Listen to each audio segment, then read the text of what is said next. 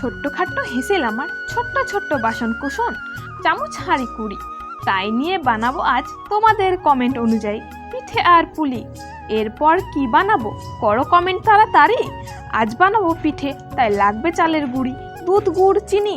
তারপরে উনুনে বসিয়ে দিলাম আমার ছোট্ট কড়াইটি।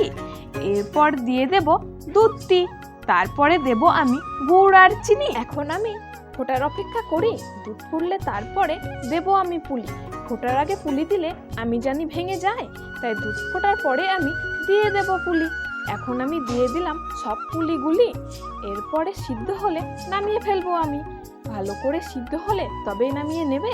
এখন আমার সিদ্ধ হয়েছে তাই নামিয়ে নিলাম। এরপর খেয়ে বলবো কেমন হয়েছে পুলি। এখন আমার খাওয়ার পালা, তোমরা দেখো ভিডিওগুলি। ভিডিও ভালো লাগলে করবে চ্যানেলটিকে সাবস্ক্রাইব। দেখো আমার পুলি রেডি, এখন আমি খেয়ে নিলাম পুলি।